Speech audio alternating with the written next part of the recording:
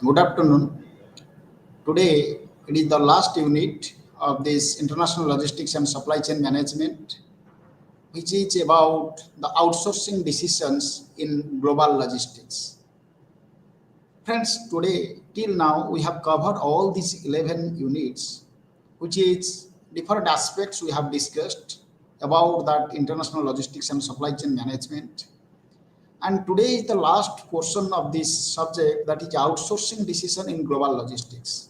So in this unit, we'll discuss about the introduction of the global sourcing, outsourcing, and what are the third-party logistics, that is known as your 3PL.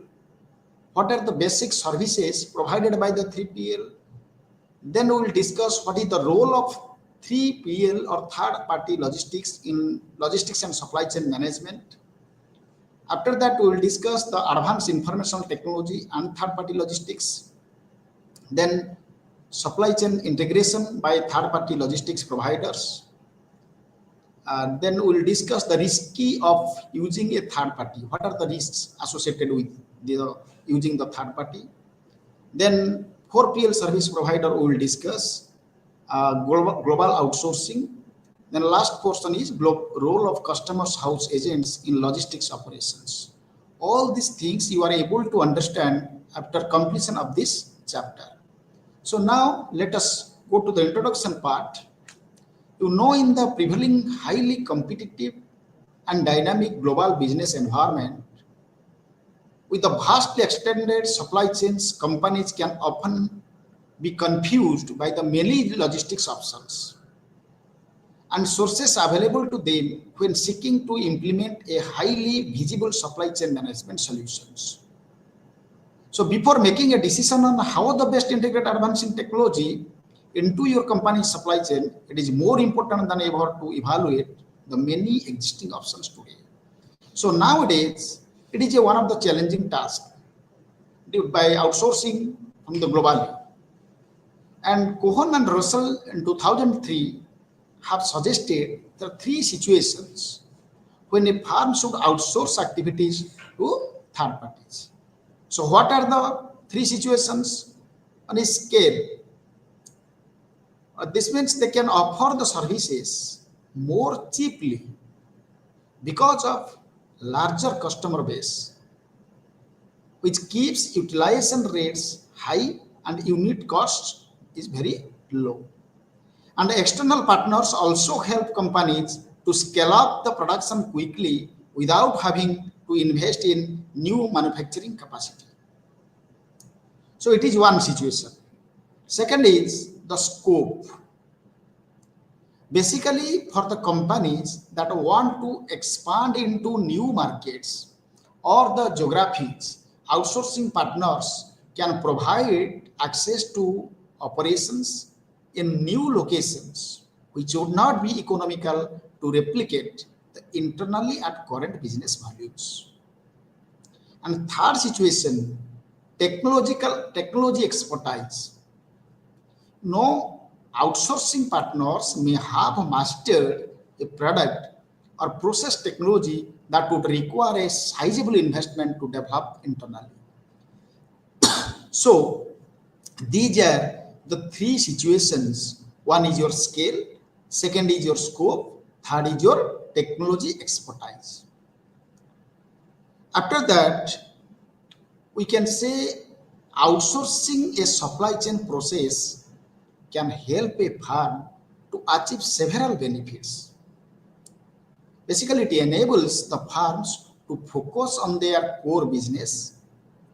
And French and Paver 2003 point out that a third-party outsourcer can also help a firm.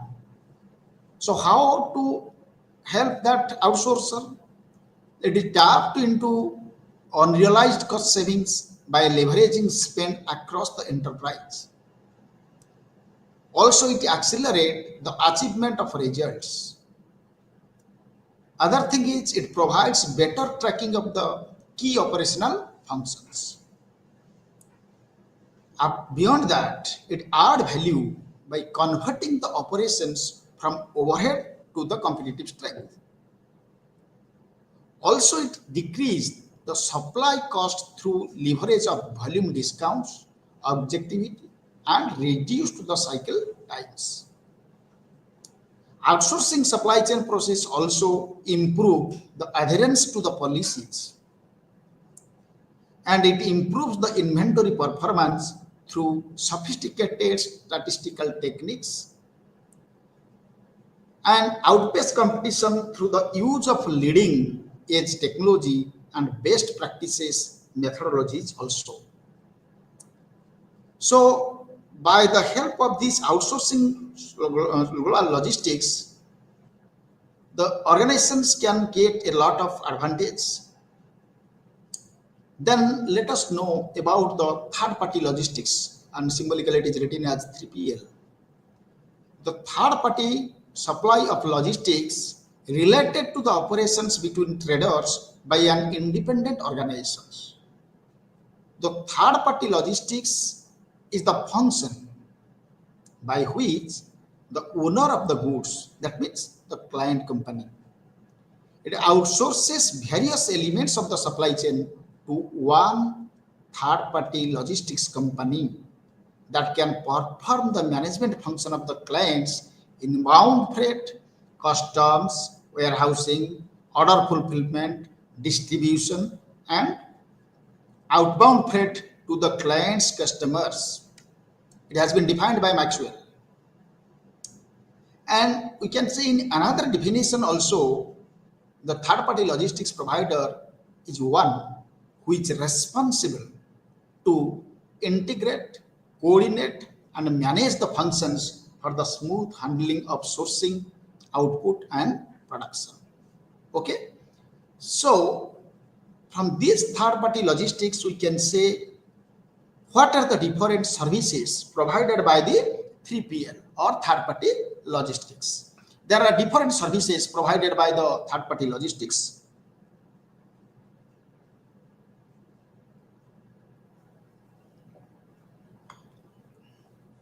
One is the different services are like, one is transportation or distribution.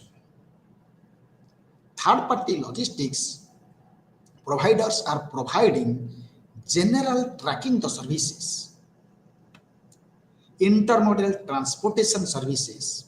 It may be through rail, ocean, or air freight.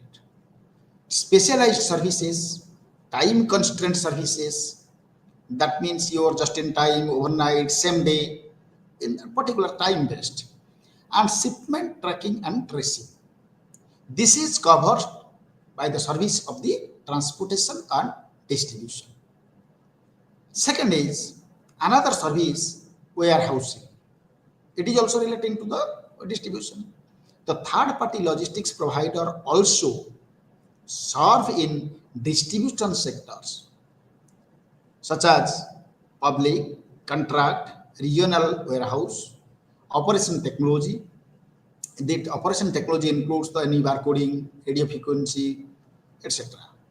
Value-added services like cross-docking, freight consolidation, pick and pack, etc.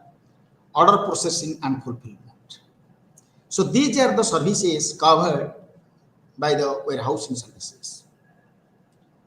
Third services provided by the third party logistics is custom services. The third party logistics is also providing the custom services like custom brokerage, duty drawback, etc. Next is IT support. The third party logistics also providing the IT support to the firms, which include EDI capability, logistics information system, and other software and web-based solutions. And apart from this, there is another service provided by the third party logistics, that is product support services. The third party logistics is providing the reverse logistics, value-added services like your package, label, mark, test, assembly, etc. These services, product support services, also it is another service. And last is consulting. It is another important services offered by the third party logistics. Basically, the third party providers for total logistics solutions, including the fleet operations, distribution network design, carrier selection, negotiation, routing, facility location analysis, selection, design, and inventory management. So it is, we can say it is the another important services offered by the third party logistics. So now let us recall what are the different services provided by the third party logistics. One is transportation and distribution. Second is warehousing distribution. Third is custom services. Fourth is IT support. Fifth is product support services. Then last is consulting. These are the different services provided by the third party logistics.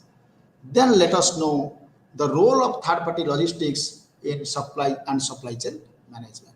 What is the role of third party logistics in relation to the supply chain management? Third party logistics service providers can help to integrate the supply chain, that is supplies from raw material till supply to the end customer. So the third party logistics can perform this job much better than of the company's own transportation without any hurdles, and they have nothing to do with the company issues. So here we can see the supply chain surplus is increased by third parties usually if either there is a rise in the value of the customer for the customer and there is a reduction in the supply chain cost in relation with an organization accomplishes its in-house task. And basically the surplus in supply chain is successfully increased by the third parties when they are in position to accumulate assets of supply chain at a level higher than the level of firm itself. So to increase the surplus, the below listed mechanisms are used by the third parties. So number one is capacity aggregation. What is this capacity aggregation? The supply chain surplus can be increased by a third party by aggregating the demand across various firms and gaining production economies on a very large scale. We can say this is the utmost shared cause for performing the production in a supply chain with the help of outsourcing. For an example, Dell used to outsource its designing and making of its process used in PCs to a different organization. It is known as Intel. Outsourcing is done as numerous processors are being manufactured by the company Intel for different manufacturers as compared to the Dell. So Intel has mass production capacity which also provides economies of scale. When the capacity requirements of the organizations are very bulky and steady, then third party will not increase the surplus with the help of capacity aggregation. This is only reason why none of the manufacturer of auto segment outsources making of its finished selling cars to a third party. So all these are coming under the capacity aggregation, we can say. Okay, next, inventory aggregation. What is that inventory aggregation?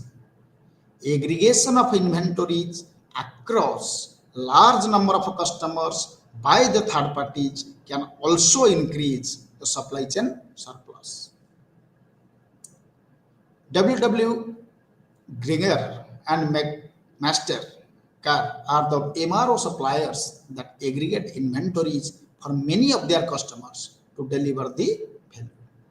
So to lower the overall uncertainty meaningfully and for improving the economies of scale in acquiring and convenience, aggregation is generally used.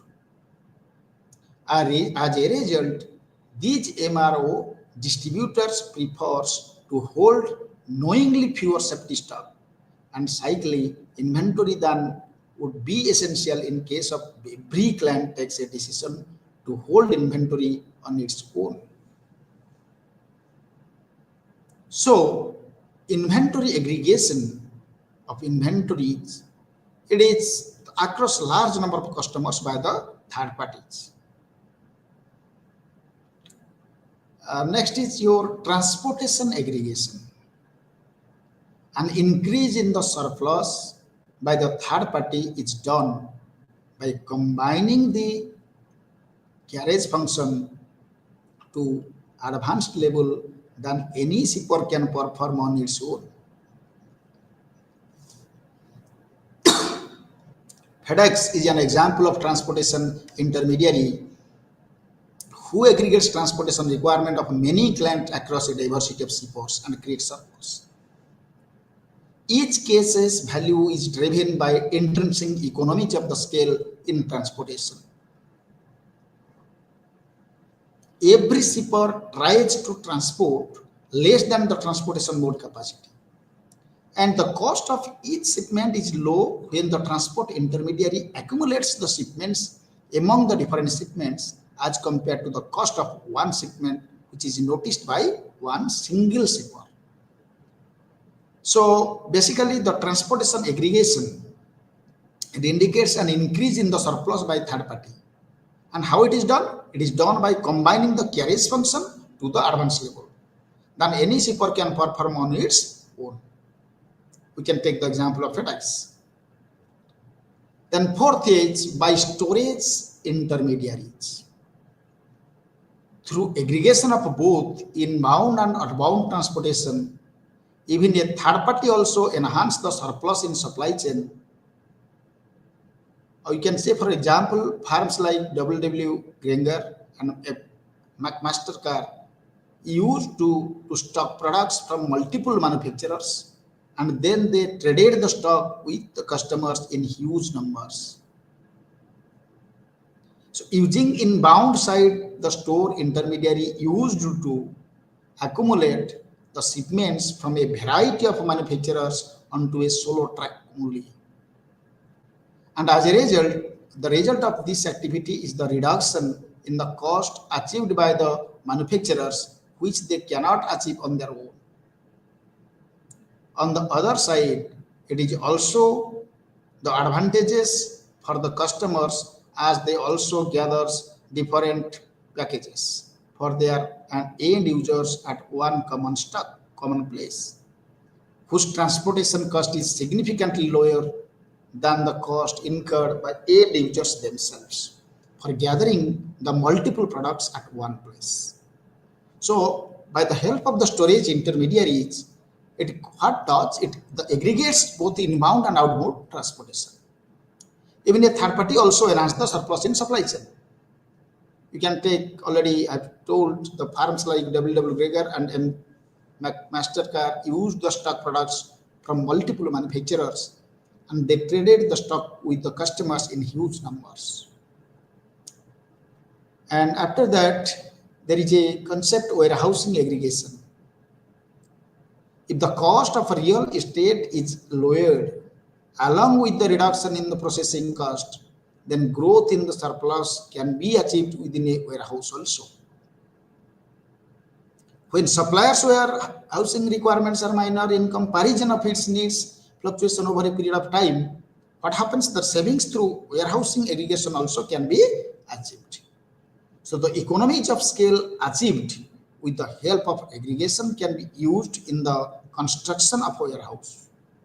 And the technique of warehousing aggregation will not be beneficial for adding surplus when the supplier or customer for whom technique is adopted have stable warehousing needs. So in warehousing aggregation, what happens if the cost of real estate is lowered along with the reduction in the processing cost, then growth in the surplus can be achieved within a warehouse also. A supplier's warehousing requirements are minor in comparison of its needs fluctuation over a period of time. Savings through warehousing aggregation can be also achieved. Next is your procurement aggregation. The procurement aggregation is the utmost influential among the various minor buyers. A decent case where lower prices for stock fleet are offered with the help of aggregate buying is off fleet exchange. And procurement aggregation is considered as a major factor whenever the quantum of customers is less. And this procurement aggregation, procurement means the bring. The aggregation is the utmost influential among various minor buyers. And you can say a decent case where lower prices of the truck fleet are offered with the help of aggregate buying is the fleet exchange. It is considered as a major factor when the quantum of customer is very less. Then comes to the information aggregation. To collect the data on products from numerous producers at a single location, the services of a third party are taken. This aggregation of information decreases the exploration prices of the customers.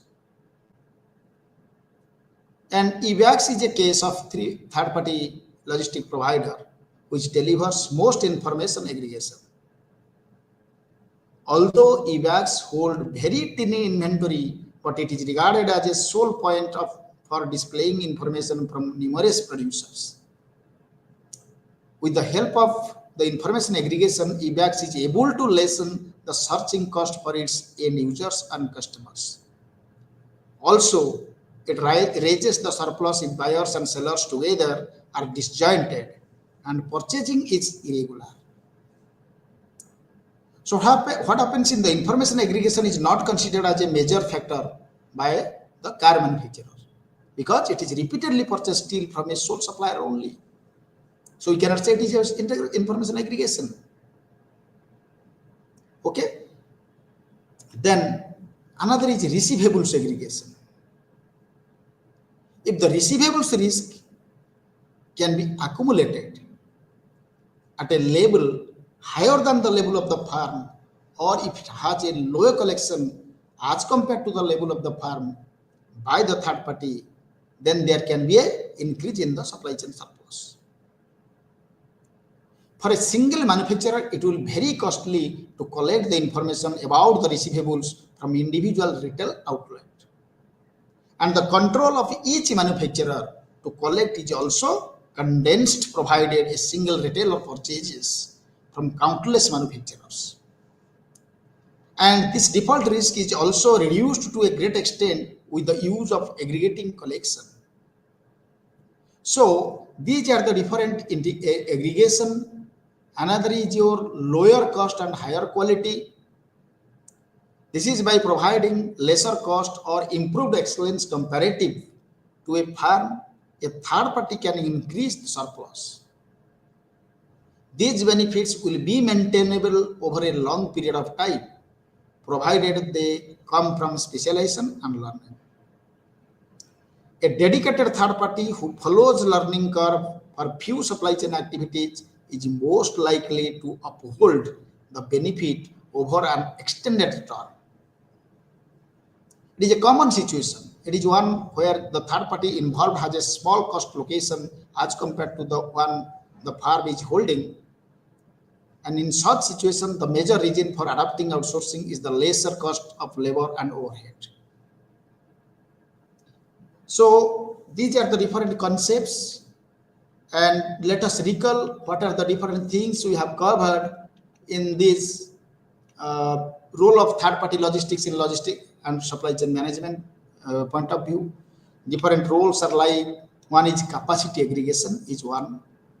Another is inventory aggregation. Please recall, one is capacity aggregation, second is inventory aggregation, third is transportation aggregation, by storage intermediaries, warehousing aggregation, procurement aggregation, information aggregation, receivable aggregation, lower cost and higher quality.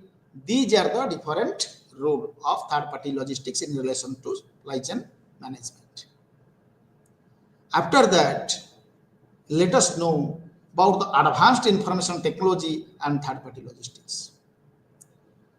That how advanced information technology and linked with the third-party logistics, what is the relations between it? The information technology is defined by a wide range of increasingly convergent and interlinked technologies that process the information that business generates and use. So using information technology in an organization has changed from a being simple a tool for handling the transactions to a weapon that can influence an organization's competitive position. So here we can say the application of information technology has increased significantly over time in logistics and supply chain processes and management.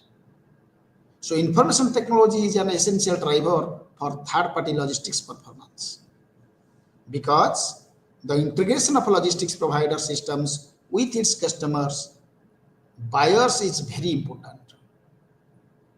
And information technology links the members of a supply chain, such as transportation firm, distributors, manufacturers, retailers, as it automates some components of the logistics workload, such as order status inquiries, shipment tracking, inventory management, order processing. Transaction cost can be decreased, and supply chain participants can also manage the increased complication if considerable information technology improves are made. So by this way, the advanced information technology linked with the logistics management. So now, what are the supply chain integration by the third-party logistics providers? Third-party logistics service providers can help to integrate the supply chain from suppliers of raw material till the supplies to end consumer. So third-party logistics can perform this job much better than that of the company's own transport without any hurdles, and they have nothing to do with the company issues. But to supply the material or finished products, the third-party logistics provides many services, which includes the shipment consolidation, order fulfillment, warehouse management, fleet management, product returns,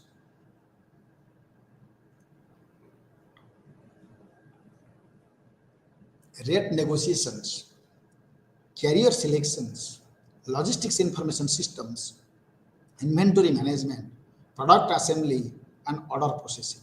These are the number of services included by the third-party logistics providers. So third-party logistics providers' prime objective is to deliver the product in full and on time. That is a 40, we can say, full and on time. And today's customer require that all the products should be delivered on time. All the products should be delivered on time.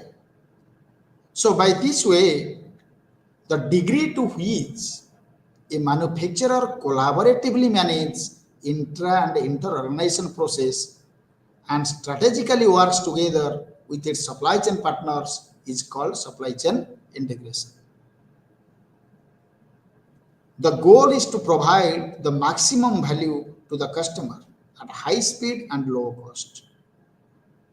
And to achieve the effective and efficient flow of information, services and products, money and decisions. And here supply chain integration in particular implies that a business process should be interconnected both within and outside the company boundaries and streamlined and is strictly related to the coordination mechanisms.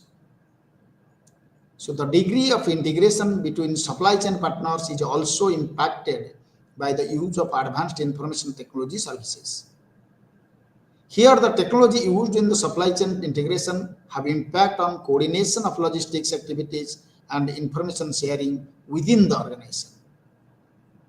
And here, the different risks of using a third party. What are the different risks of using a third party?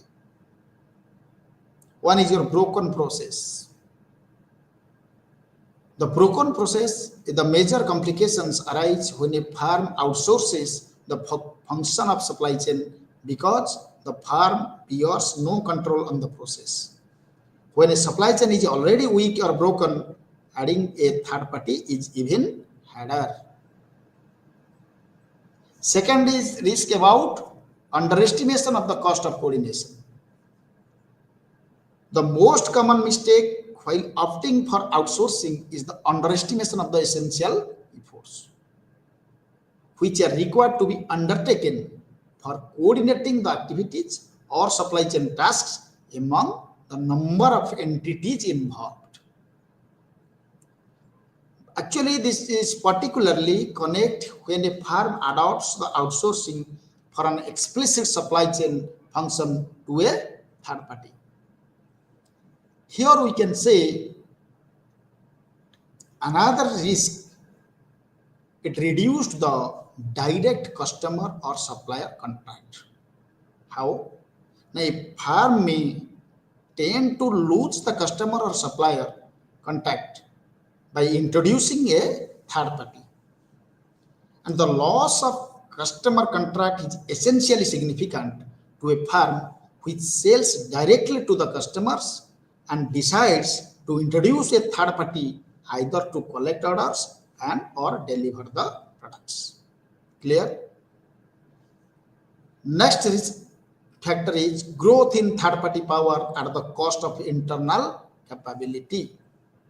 In case where outsourcing increases the power of the third party, the firm has the option to choose for in-house service facility for supply chain functioning. So keeping part of the supply chain function in-house is very important as it can be used as a good option whenever the situation calls out the same. This growth in the third party power at the cost of internal capability. It is another type of risk factor. Next is confidentiality of sensitive data and information. When any firm takes the help of third party, then there is a need to share the information about demand and even for the intellectual property. If third party also serves competitors, there is always a danger of leakage. Another is ineffective contracts. Gains arising out of the outsourcing to the third party can be reduced significantly by the contracts with performance metrics. And in a contract, if the motivation of the third party to take actions that can be lessened, the inventory is reducing. Then what happens in such scenario? It is advisable for the firm to give more freedom to the third party to take the decisions about the quantum of the inventories and give a contract of desired service level. That is ineffective contracts is also another risk factor. So all these risk factors, again I am repeating only what are the risks of using a third party. The risks are like, one is your broken process. Second is your underestimation of the cost of coordination. Reduce the direct customer and supplier contract. Next, growth in third party power at the cost of internal capability. These are the different risks and confidentiality of sensitive data and information, ineffective contracts. Then comes to the 4PL service provider. There are 4-party logistics service provider. Already third party we have discussed and different relations with the third party logistics with advanced technology, different risks, everything we have discussed. Now let us discuss about the 4th-party logistics, and basically the term 4th-party logistics and lead logistics provider, 4PLs and LPP.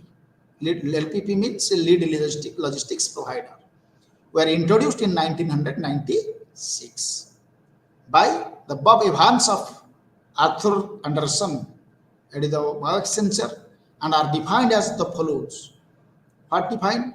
A 4PL or 4-party logistics is an integrator which is used by different organizations for designing, building, and running comprehensive supply chain management as it gathers the resources, abilities, and expertise. And fourth party logistics is one of the significant evolutions in supply chain management. It is actually there is a significant evolution, and the convergence of the technology and the rapid acceleration of the capabilities have increased the need of for an overreaching the integrator for supply chain scanning activities. And fourth party logistics is the shared sourcing of a supply chain scanning activity with a client and selected the teaming partner under the direction of a fourth party logistics integrator. So a fourth party logistics company takes over the logistics section of a particular business. So here we can say, now let us know what is the difference between fourth party logistics and third party logistics. Is there any difference or no? It has been argued that a 4PL, fourth party logistics is nothing but a non-asset based third party logistics. But it has been argued that any logistics service provider that offers multiple service can be categorized under the term third party logistics. And a new term is not required for this type of logistics service provider. In order to draw a line between third party logistics and fourth party logistics, difference has to be clarified. So, according to the Council of Logistics Management, a 4PL differs from the 3PL in the different ways. What are the ways? Now let us discuss. A 4PL or fourth party logistics organization is often a separate entity established as a joint venture or long-term contract between a primary client and a multiple logistics service providers. A 4PL or fourth party logistics organization acts as a single interface between the client and multiple logistics service providers. Now, all aspects of client's supply chain are managed by fourth party logistics organizations. And it is possible for a major third party logistics provider to form a fourth party logistics organization within its existing structure. So what is that?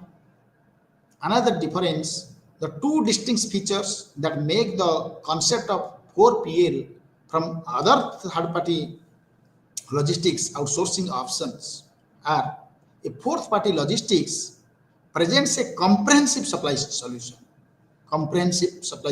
solution, and a fourth party logistics delivers the value through the ability to have an impact on entire supply chain. And here we can say, let us know about the global outsourcing. What are the different global outsourcing? You know, in today's borderless world, that means in an era of liberalization, privatization, and globalization, business are conducted without any hurdles, with the help of global outsourcing. Because everything everything is cannot be possible individually. So for this, it will take the help of global outsourcing. So by the passage of time, companies are adopting different outsourcing model also. Definitely it will happen. So an outsourcing is not only a quick success for achieving the reduction of cost, but it is even more essential. So global outsourcing firms generally adopts a mixed strategy which makes the use of inside offshore and nearshore outsourcing solution for achieving the strategic occupational aims for its clients. And in current scenario, we can say each outsourcing company is giving its best for increasing the growth in the revenue earned and valuing its business. So in the global outsourcing, we can say there is a adopts a mixed strategy which makes the use of insight, offshore and nearshore outsourcing solution for achieving the strategic occupational aims for its own clients. So in global outsourcing,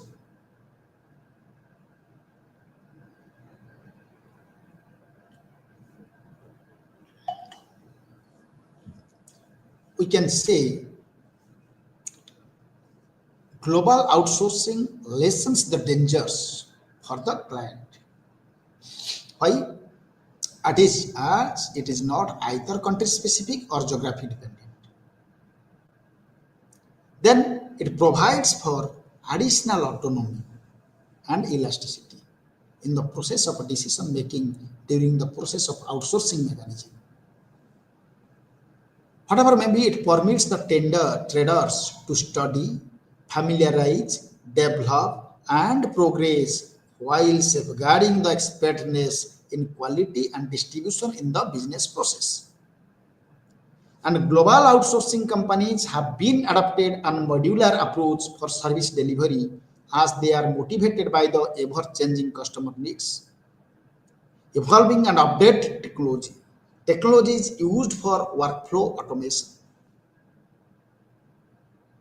Here we can say in today's scenario, nearly where every companies one is using outsourcing facility because of its advantage or added competitive positioning, be it in the banking or financial sector, insurance or telecom sector, pharmaceutical or health sector, any hotel industry, whatever may be. The basic services outsourced by the most of the industries include research, development, customer care support, financial aids, products related services like development, testing, production oriented, etc. So for all these basic services, it may be outsourced by most of the industries nowadays. And now, after that, the point of discussion is what are the different factors influencing the global outsourcing? There are different factors which affects the global outsourcing. The factor may be understand the market's transportation infrastructure and have a plan. Low tariffs, attractive labor cost, and appealing rates are one thing. Getting the goods from a point A to their final destination is another. So for this, there is have a good understanding of a perspective markets reports, airports, and ground transportation in order to know how easy or difficult it may be to get the goods between the destinations. Another factor is examine the economy, growth, and trade trends. For the companies that need the custom motor manufacture, they seek a country that makes outsourcing simple and examines the national import trends. It is important that the countries within the most of the countries opportunities are those that have a steady increase in inputs, as well as the experience rise in per capita income that rises at the same time. So what happens? Seek a compatible workflows. Another factor is seek a compatible workforce. The company should have enough staff members to fulfill the order by the agreed upon deadline. In addition to the workforce should meet the needs of a company. So these factors like another is factory audits. Never take an offshore factory's claims and promises at a face value.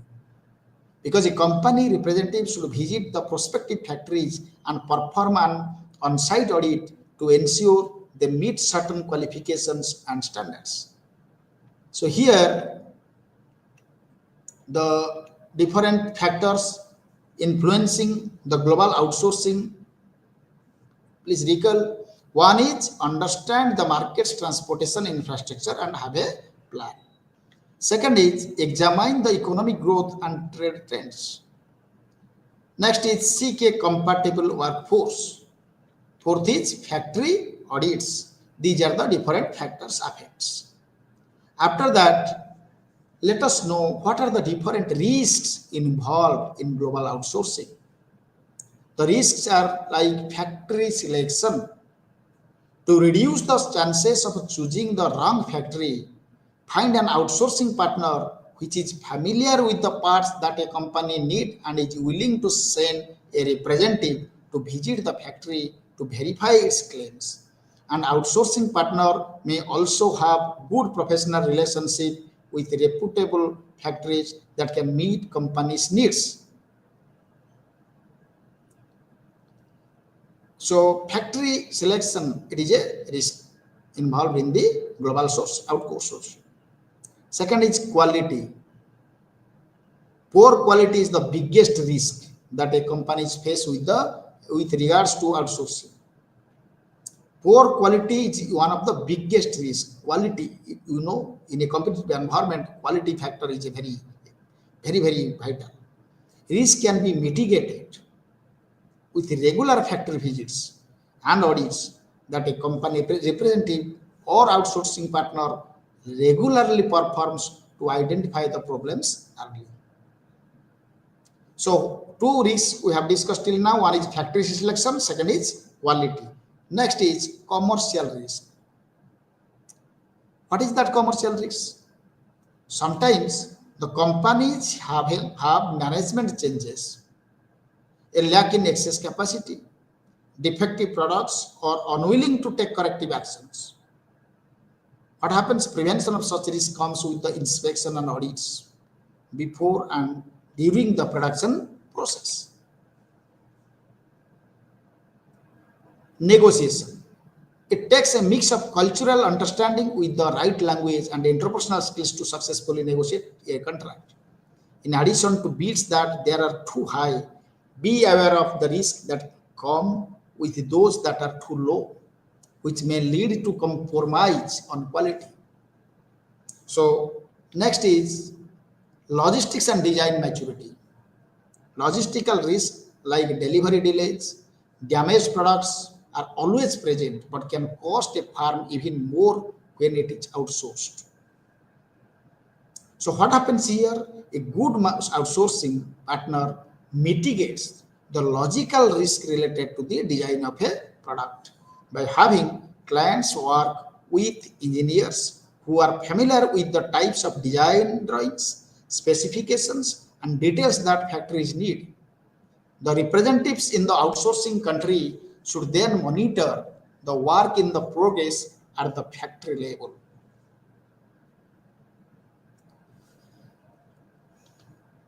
Next factor is intellectual property. The patent, there is a patent laws are weak in some countries. An outsourcing partner can provide guidance about how to best protect its ideas and interests, but it is not strong in all countries. So it is another risk.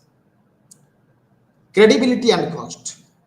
If a firm does not have an established relationship with an international factory, it may charge you more or place a low priority on your order.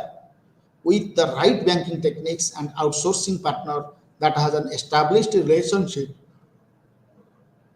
a firm can mitigate such financial and production risk. This is about the credibility and cost. Political risk like labor strikes, demand for higher wages, like can halt the production in the factory. So if the production will be halt, then it can also experience the difficulties if there are external political events like sourcing of relationship between the US and the respective countries. Here also sometimes the problem arises. Now, another part, what is the role of customs house agent in logistics operations? Custom house agents or CHA. Custom house agent or CHA, it means a person licensed under the custom house agent and licensing rules 2004, as amended from time to time, because time to time the rule has been changed. And to act as an agent for the transportation of any business relating to the entrance or clearance of any vessel or the import or export of goods or baggage in any custom house. Section 146 of the Customs Act 1962 provides that customs house agents should take a license for working as a custom house agent in any part of India, and their working is regulated under the customs house agent licensing rules 2004. So here the custom house agent means it is a licensed person of licensed under the customs house agent and as per the rules of 2004, and it is amended from time to time. And there are different functions of custom house agents. So many functions are there. One is preparation of various kinds of bill of entry and shipping bill. Different bills and bill of entry, shipping bill that will be prepared by the custom house agent. Also, custom house agents enter the arrival entry and clearance of the vessels. Also, it maintains tariff classifications and rates of duties. Also determines the value of assessment. Custom house agents conversion of the currencies also it takes into the consideration or discussion. By that, the nature and description of documents to be filed with the various kinds of bills of entry and shipping bill. The procedures for assessment and payment of the duties. Examination of the merchandise at the custom stations. Also, Custom House agents provisions the Trade and Merchandise Marks Act 1958. It prohibitions on imports and exports, bonding procedure and clearance from bond, and there is a re-importation and conditions for free re-entry. Next is there is a drawback. Then is the offences under the Act, refund procedures, appeals, and revision petitions also there. So all these varieties of the functions are performed by the custom house agent. And as we have discussed all these things about the global outsourcing, so now let us recall some of the important portion of this chapter. Just briefly, I am discussing. One is your third-party logistics. So here, third-party logistics, we can say there is an important concept, the role of third-party logistics in and supply chain management. The third-party logistics service provider can help to integrate the supply chain. That means from supplies of raw material to the supplier to the end customers. Here, there is some concepts are there. One is your capacity aggregation, inventory aggregation, transportation aggregation. Then there is a buy storage intermediaries, warehousing aggregation, procurement of the aggregation, information aggregation, receivable aggregation, lower cost and higher quality. Okay. So after that, we have discussed the advanced information technology and third-party logistics. You know, in a technological environment, in the technological scenario, the information technology is defined by a wide range of increasingly convergent and interlinked technology that process the information that business generates and use. So using information technology in an organization has changed from a being simple tool of handling transactions to a weapon that can influence an organization's competitive position. And in the supply chain integration and third-party logistics providers, if we can discuss, then here there is a third-party logistics service providers can help to integrate the supply chain from suppliers of raw material till the supplies to the end consumer. It can perform this job much better than that of a company's own transport without any hurdles, and they are nothing to do with the company's issues. So here there are some, after that we have also discussed there is some risk using a third party. What are the different risks? One is your broken process. Another is underestimation of the cost of coordination, reduced direct customers and supplier contract, growth in third party power at the cost of internal capability. Next is confidentiality of sensitive data and information, ineffective contracts. After that, we have studied the fourth party service provider, logistics service provider. Fourth party logistics service provider and lead logistics provider were introduced in 1996. So fourth party logistics is an integrator which is used by different organizations for designing, building, mining the comprehensive supply chain management, and it gathers the sources, abilities, and expertise. So it is one of the significant evolutions in the supply chain management, we can say. It is a very significant evolution. And what is the basic difference between fourth party logistics and third party logistics? Basic difference is fourth party logistics represent comprehensive supply chain solutions, and fourth party logistics delivers the value through the ability to have an impact on entire supply chain.